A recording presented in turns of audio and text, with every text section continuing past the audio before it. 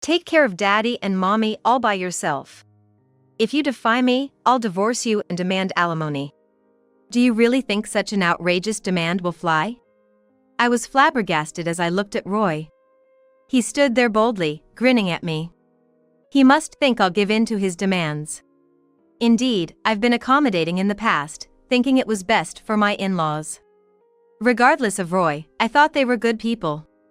But now, after seeing my mother-in-law's true colors, I can't even muster sympathy, let alone concern.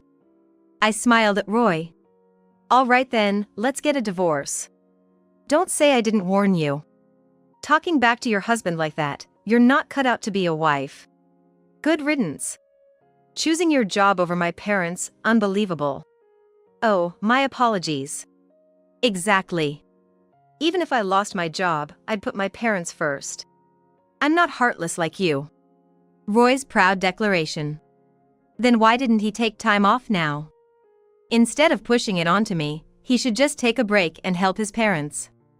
Blaming me without taking any responsibility himself. Well, don't talk to me at work anymore. I wish I had chosen a different company. Roy said, flaunting his exit, pushing me to my limits. Then you're fired. What? Fired? You're not my boss. Lost your mind from the divorce shock? Laughing, I revealed a truth unknown to Roy. I'm Vanessa, 40 years old. Running an apparel company. I started it at 26. Having lost my parents early, I set goals and focused to motivate myself. Decades later, I've worked relentlessly to stabilize the company. As friends married one by one. I had no time for relationships. Constantly traveling for work, both domestic and international. I can't even remember taking a break. Relatives and others criticized under the guise of concern. You'll be too old to have kids soon. Isn't it lonely, all that work? Arguing was futile, so I just smiled and left. My dedication paid off, with business booming. The effort I poured into most of my life paid off, with the company's performance steadily rising. Finally, I could take regular breaks and enjoy my personal life. At 38. I had no marriage aspirations but was open to a good partner. That's how I was thinking. Then I met Roy. We connected over watching a soccer game. Encouraged by a subordinate, I went to see a game with a light heart, and there, I met Roy, who was cheering for the same team. We hit it off, and after watching a few games together, we started going out. Eventually, we began dating. He was lively and youthful. He had a wide range of hobbies and took me to various activities, from watching baseball games to playing video games, reading comics, and playing golf. Those moments with Roy were refreshing for someone like me, who had never spared time for fun. At 38, my first boyfriend made me giddy. Then one day, Roy asked, "Will you meet my parents?" Oh? If I were to get married, it'd be to Vanessa. That's why I really want to introduce her to my folks. It was about 2 months into our relationship when Roy sprung this on me. Though taken aback, I couldn't say no. I always looked forward to our time together. Things moved quickly, and a week later, we visited Roy's family home. Oh my! To be dating such a lovely lady, my son is one lucky guy. Truly. Such a wonderful woman. And Roy introduced a girlfriend to us, that's a first. He must be really smitten. I was endlessly praised by his kind parents, feeling both happy and embarrassed. Roy, proudly grinning next to me, quipped, "Right? Finding someone like her at 38 is a real catch." It might not sound great, but he meant it as a compliment. I felt confident we'd get along well with such wonderful in-laws. Relieved that the meeting went smoothly. There was just one thing that caught me off guard, Roy referring to his parents as mommy and daddy. It wasn't a common term among adult men in my circles, so it surprised me at first. But I figured it's just a family difference and tried not to mind. Roy obviously had a close relationship with his parents, often praising his mom in our conversations. It was endearing, though sometimes it felt a bit off. Like when the topic of cooking came up. "What's your specialty in cooking, Vanessa?" I wouldn't say I have a specialty, but I often cook meat dishes. At this, Roy eagerly chimed in. Yeah. She makes great meatloaf. It's decent, but compared to Mommy's. Hey, maybe you could teach her some recipes. I get that a son's fondness for his mom's cooking is natural. But it was a bit disconcerting to hear it put that way. Nonetheless, Roy's mother was delighted. Oh. Then I better jot down some recipes for Roy's sake. As we were getting ready to leave, a shocking revelation came. So, when are you two tying the knot? His parents asked. Roy's casual reply caught me off guard. I'd do it right now. It'd make life easier. Being a freelancer is tough financially. Wait, freelancer? That reminded me, when we first met, Roy was vague about his job, saying something like in sales, sort of. And I only told him I work in apparel, keeping it vague since we were just getting to know each other. Everyone has things they prefer not to discuss. I thought we could talk more about it as we got closer. But a freelancer, I never imagined. Seeing my stunned expression, Roy defensively explained. What's with that look? Surprised because I'm 38? But there's a good reason for this. Turns out, Roy's mom had always been frail and prone to illness.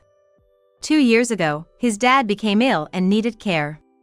Roy, then working in sales at a steel company, quit to become a freelancer for the flexibility to care for his dad. Mommy couldn't handle it alone, right? I wanted to be there for my parents. I thought I'd be okay staying a freelancer for that. Roy glanced at his parents and nodded. But now that both are doing better, I'm thinking of getting a job again. Gotta step up if I'm gonna marry Vanessa. Roy. I felt ashamed for feeling disappointed that he was a freelancer. He prioritized his parents over his career. What a genuinely warm and caring person he is. On top of that, Roy mentioned he was considering re-employment for my sake. After our conversation, I thought for a bit and then made a suggestion to Roy. If you're okay with it, why not apply for a job at my company? What? Work at the same company as Vanessa? Yeah. It's a different field, but you were originally in sales, right? We're actually looking for salespeople right now. I meant well with my suggestion, but Roy made a face that clearly showed his dislike. I'd rather work somewhere I can make more money. I want to make Mommy feel secure. Did he think I wasn't earning much? I went on to explain about my company. Showing him the job site, I mentioned our annual revenue is around $10 billion, and talked about the salary and holidays. I also described other benefits. Roy, looking intently at the site, started to warm up to the idea. This might not be so bad. He ended up applying for a position at my company. Luckily, we were looking to significantly expand our sales team, so Roy got the job. Pressured by his parents, we soon got married. Who would have thought we'd both end up working at the same company? Indeed. By the way, which department are you in, Vanessa? I realized Roy still thought I just worked at the company. Not that I was the owner. I hadn't meant to keep it a secret, but it was somehow hard to bring up. It seemed like a good opportunity to tell him the truth. Well, actually, I was about to reveal it when Roy interrupted with a shocking remark. Whatever. I'll probably quit eventually anyway. What? I didn't understand what he meant. A bad feeling crept over me. Roy glanced at me, smirking in a way I'd never seen before.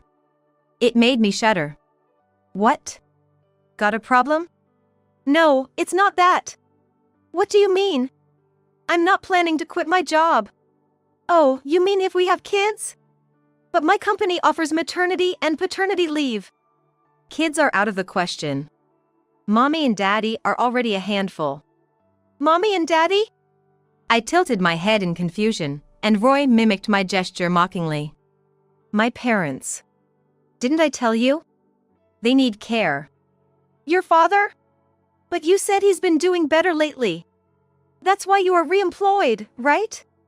Even if he's doing better, they're both elderly. Aren't you worried? Or what?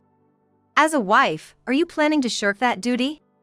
I was confused, trying to make sense of Roy's words. He was trying to push the care of his parents onto me. And from his tone, it seemed he expected me to quit my job eventually to prioritize their care. Look, I'm not saying quit right away. It's financially better if we both work. Just start coming with me to my folks' place on your days off. What's that about? I wasn't entirely unprepared for caregiving. I had intended to help and thought I could be of assistance in the future. But I never imagined being forced to regularly visit his parents' home and eventually being pushed into full-time caregiving. What shocked me the most was Roy's attitude. He seemed so positive and reliable before we got married, but after, he changed completely. Was this really the Roy I knew? I didn't want to believe it. I didn't marry this man to end up in such a situation. I wanted to escape reality, but Roy's angry voice relentlessly pulled me back. Listen, you're my wife now. Don't defy me. Understand? I was so stunned by the complete change in Roy that I couldn't bring myself to either agree or disagree. I regretted getting married. If I knew it would come to this, I should have never done it.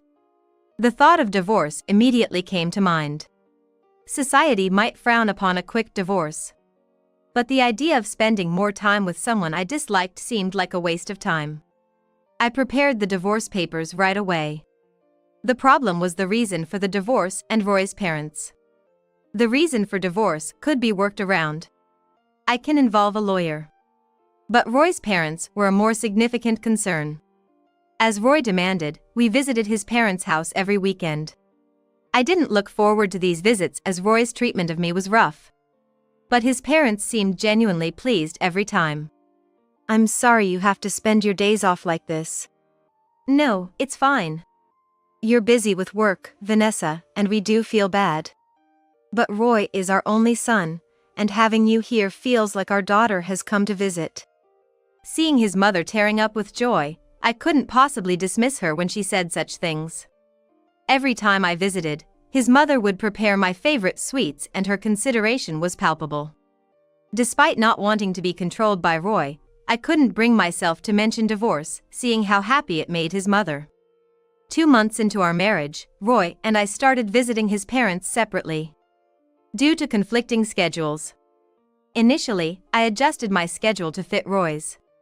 And I still hadn't told him about being the CEO of my company. I sensed it would only complicate things with the current state of our relationship. Luckily, Roy seemed oblivious to this fact, which I feared he might easily discover. Roy was not only a problem as a husband but also as an employee, causing several issues at work. I wanted to resolve these problems quickly and get a divorce. But what about his mother? She had been so kind, I didn't want to hurt her. Despite my turmoil, I headed to Roy's parents' house as usual. I had gotten used to entering their house without waiting. Today, as I was about to enter, I heard a familiar voice from inside. It was unmistakably Roy's voice. He was supposed to be at work today, maybe there was a change of plans. As I walked down the hallway, feeling awkward, I stopped dead in my tracks upon hearing the conversation. She's really not sharp, you know. And her housekeeping skills are so-so. She's serious, but couldn't you find someone better? It was definitely Roy's mother's voice. But it sounded completely different. Mean and spiteful, like a character from a daytime soap opera. Yet, unmistakably, it was her. The same woman who had always praised me. How could such a gentle person say such things? My heart clenched. I didn't want to hear more, yet my feet wouldn't move. Sorry, Mommy. But she's tall, so she can carry you if needed. And if I train her a bit more, she might turn out useful. Well, she's pleasant enough and financially supportive, so maybe it's okay for now. We'll see how it goes. Roy and his mother laughed, speaking freely. As I listened, my heart raced. They were talking about me. Roy's constant complaints were one thing, but hearing his mother's true colors shocked me. Roy's mother always seemed so appreciative, often bowing her head repeatedly in gratitude. We would laugh together while eating sweets or cooking meals. Regardless of Roy's intentions, I thought I had a good relationship with his mother. It was out of concern for her that I hesitated to go through with the divorce. Yet, from their conversation, it was clear that to her, I was just someone to take care of them. Moreover, she said something that felt like the final blow. For now, I just praise and flatter her. It makes her foolishly happy. Roy, you should learn from me.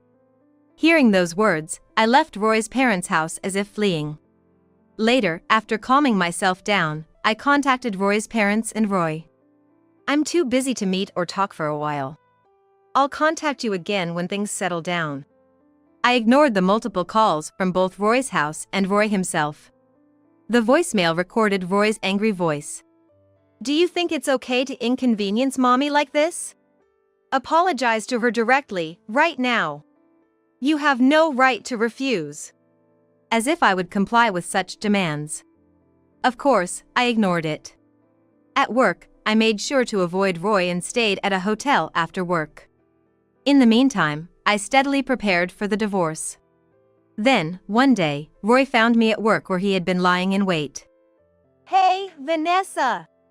Roy looked like he was about to grab me, but seemed to hold back due to the public setting. I decided to talk with Roy in an available conference room. I've been looking for you. I called so many times. Do you have any idea how much I searched? Roy was furious. His breath was rough and his eyes, bloodshot with anger, glared at me menacingly. He stormed into the room and approached me, grabbing my wrist. Let go. Didn't I say that in the phone call? I'll contact you when I'm ready. Is there anything more important than mommy and daddy? Do you know how sad they've been without you? Sad? They were bad-mouthing me together, and yet he had the nerve to say that. I was shaking with anger. I wanted to silence him right there. To hurl every insult I could think of. But I was too worked up to speak, so I just glared at him. Roy continued, taking my silence as consent. They're suffering. Right now, they're hungry and have nothing to eat. Forget work today, just go back to them now. How dare he give me orders? We're not children, and it's not like they can't move. They need to stop being so dependent. I pushed his hand away and shouted. I have an important meeting later. I can't just take off for something like that. And if it's so important, why don't you take off work and go see them yourself? I shouldn't have to sacrifice so much for such people. Why should I throw away my significant work for them? Roy probably didn't expect me to fight back. He stumbled backward, surprised. You! Talking back to me! How dare you, as a wife? I've been thinking this for a while, but aren't your values skewed? What do you mean, as a wife? They're your parents. Shouldn't you be the one to take care of them before dumping them on me? Roy's work today was supposed to be just internal paperwork and meetings. Something that could be rescheduled or done another day, and the meetings wouldn't be too much of a hassle to postpone if he asked around. If his mother is so important, he should be the one taking time off. But he doesn't, which shows how much he truly cares. Yet, he tries to command me around. Roy's just a convenient mama's boy. It's so ridiculous it makes me sick. Huh? That's crazy. Why should I, the husband, have to grovel and take time off work to clean up your mess, the wife? Clean up what mess? Let's get this straight. Listen up. As my wife, taking care of my parents is your job. If you can't do that, you have no value as a wife. Roy blurted out his demands, puffing out his chest as if he was intimidating me. He looked like some playground bully. Not scary at all. What even is the value of a wife? Why do I need to be evaluated by him? So, what do you want from me? I asked, sighing. Roy sneered. Taking care of mommy and daddy is your job, wife. If you defy me, I'll divorce you and demand alimony. Does he really think such an absurd demand will work? I was utterly dumbfounded looking at Roy. He stood there boldly, grinning at me. He must think I'll give in to his demands because of my affection for his mother. True, I have been accommodating in the past, thinking it was best for my in-laws. I thought they were good people, apart from Roy. But now, after seeing his mother's true nature, I can't even muster sympathy, let alone concern. I smiled at Roy. All right then, let's get a divorce. Huh? Roy exclaimed in surprise. Do you even understand what you're saying? Yes. I can't be the wife you want, so let's divorce. If you want to claim alimony, go ahead. Whether I'll pay is another matter. I took out the divorce papers from my bag and handed them to Roy. I had been carrying them ever since I considered divorce. Are you serious? Do you realize what you're doing? Yes. Hurry up and sign. Roy was frozen in disbelief for a while. Losing patience, I said, "Oh, not divorcing? Just all talk, huh?" Red-faced, he hastily filled out the divorce papers. Checking the completed papers, everything was in order. I immediately handed them to my secretary to submit. Well, that makes us strangers now. As I said this nonchalantly, Roy spat out. You'll regret this. Arguing with your husband, you're not fit to be a wife. Good riddance. Choosing your job over my parents, unbelievable. Oh, that's too bad. Exactly. Even if I lost my job, I'd prioritize my parents. I'm not heartless like you, Roy proudly declared. Then why didn't he take time off now? Instead of pushing it onto me, he should just take a break and help his parents. Not doing so and just complaining to me is just shifting the blame. Then, don't talk to me at work anymore. I wish I had chosen a different company. Roy said this as he left, and that was the last straw for me. Then you're fired. That must have been the coldest tone I've ever used. Roy stopped in his tracks and turned around. What? Fired? You're not my boss, what are you talking about? Lost your mind from the divorce shock? Roy chuckled. Probably thinking it was a joke. I sighed softly and faced him. When our eyes met, Roy flinched, looking anxious. He must be bracing for what I would say next. I took a deep breath and calmly said, It's you who's mistaken. Don't you even know the face of your own company's president? Huh? No, that's not possible. Roy took out his phone and started looking something up. Gradually, the color drained from his face. He finally realized who I am. You're the president of this company? Finally got it, huh? His voice trembled pathetically. No, Vanessa, I didn't know. I didn't know? No, you just didn't bother to find out, right? I never brought it up, but he had plenty of opportunities to know. Even a simple search on his phone would have shown my name, if not my photo. Roy just never cared to look. Roy is just a convenient mama's boy who only cares about income and time off. Not really passionate about his work. That's why his performance at work is mediocre. To you, I was just an insignificant presence. What you and your parents wanted was a serious, hardworking wife who would take care of them. It didn't matter who, as long as she did the caregiving, right? Roy's face turned pale as he opened and closed his mouth, shaking his head. That's not true. If I knew you were the president, I wouldn't have made you do the caregiving. I would have taken care of mom and dad instead, and let you focus on work. So, as long as there's money, you can hire someone. I earn, and the caregiving is left to professionals, while you enjoy your life. Roy muttered a weak denial with a forced smile. Yes, if Roy had been more cunning, that could have been our future. Before I knew the true nature of his parents, if he had proposed like he used to, entertaining me, I would have agreed without question. I'll earn, so you can focus on caregiving, I would have said sincerely. If only Roy and his parents hadn't changed after the marriage, it could have been a viable future. Roy lost that opportunity himself. He looked up at me pleadingly, his eyes seemingly moist. Please, Vanessa. Let's start over. We were good together, weren't we? Let's go out again, okay? Please. True, you always took me to places I didn't know. Everywhere you took me was fun. Roy's face lit up with hope. Right? So, let's. but that was all an act to marry me. Life with you after marriage has been disappointing. I guess the divorce papers might be processed by now. I have a meeting to prepare for. I'll contact you about the termination. You can go home for today.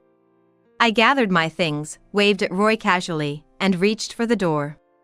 But before I could open it, Roy grabbed my left hand. I turned around to see Roy glaring at me. I glared back and asked, "Is there something else?" "Something else? No. Our conversation isn't finished. Suddenly deciding on divorce, then telling me you're the president, and now firing me? That's too much. It's all too arbitrary. The divorce was your idea, remember? I never thought you'd agree. And you should have told me you were the president." Roy apparently intended to use the divorce as leverage to control me. The shock of finding out I'm the president must have hit him hard. Such a blame game is not what an adult should play. He never questioned why everything was so easily arranged for him. He's just blamed others all his life. I was so astonished that I was at a loss for words. Roy gritted his teeth in frustration. Regretting losing his cash cow, but that's not my concern. That's being too arbitrary yourself. You're just blaming others for your own unplanned and ignorant actions. Roy's face turned red with anger and he yelled, "Coward! How can a big company's president fire an employee for personal gain? That's unacceptable. That's right. This tyranny can't be allowed." Roy stood up, puffing out his chest, convinced he was right. His thinking is too immature. Always believing he's in the right. He's not taking anything I say seriously. I was so exasperated I had to hold my head.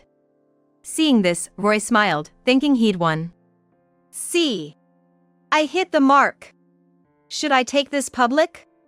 You're the one who'll be in trouble. You're too foolish. If you go public, you're the one who'll suffer." "What are you talking about?" I cut him off and started listing names. Sarah from HR, Michelle from sales, Susan, and Sophia from accounting. Who else was there? I asked Roy, who began to sweat and look uneasy. "What are you talking about?" "You know very well. These are the female employees you've been persistently inviting out. I've received complaints asking for help. Most of these employees don't know you're my husband. Only my secretary knows. The complaints I've been receiving are about you. Most of the employees don't know that Roy is my husband. Only my secretary is aware." Among all this, I received a concerning report. Michelle from sales has been persistently inviting me out, and it's troubling. At first, I doubted my ears. My own husband was approaching several young female employees. And from what I heard, no matter how many times they rejected him, he kept coming on to them. I was embarrassed and apologetic beyond words. "I was just trying to deepen relations as fellow employees. By specifically targeting women over a decade younger than you? And inviting them to hotels? What kind of relations were you planning to deepen?" There was evidence in the messaging app of Roy reaching out to these female employees. There was no way for him to talk his way out of this. "Your performance isn't great, and you've been a nuisance to other employees. It's a president's job to eliminate anyone causing harm to the company. But, oh, and the accounting department suspects you of embezzling funds. Surely you're not doing something so petty, right?" Roy looked away in silence. Unfortunately, this too seems to be true. A mama's boy who loves women and is stingy, and on top of that, causing trouble for others besides me. Disappointing as a husband and as a person. I'm disheartened by my own lack of judgment. I couldn't see him for what he was. All suspicions will be cleared before your termination, so don't worry. Now, I have a meeting to prepare for. You can go home today. Roy collapsed. Slumped over, muttering to himself. He must have realized it was all too late.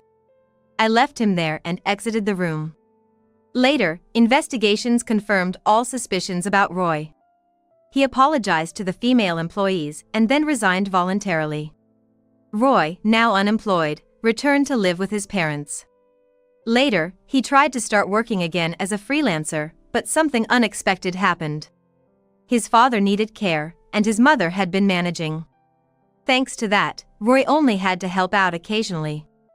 However, recently, his mother began showing signs of dementia. Wandering at night. He now had to deal with a father who needed physical care and a mother who was generally fine but occasionally showed symptoms of dementia. I can't get a moment's peace. I'm running out of money. Help me, Roy pleaded. Had the divorce been amicable and had there been no hard feelings with his parents, I might have helped.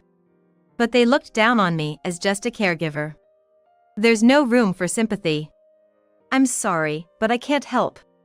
As we're now strangers, please refrain from further contact. Depending on the situation, I may take appropriate actions. After that, Roy stopped contacting me. Post-divorce, I decided to live alone, swearing off marriage. However, just as I made up my mind, someone I've known for years through work confessed to me. Traumatized by Roy, I thought of declining, but having known him for a long time and knowing he's sincere, I accepted his offer to date. Whether it leads to marriage or not, I'm unsure and somewhat skeptical about another change post-marriage, but he's the most peaceful person I've met. Also, as fellow business owners, we have a lot in common. Unlike with Roy, he's truly a partner. If I can spend my future with him, I hope this happiness lasts. With that wish, I continue to work hard today.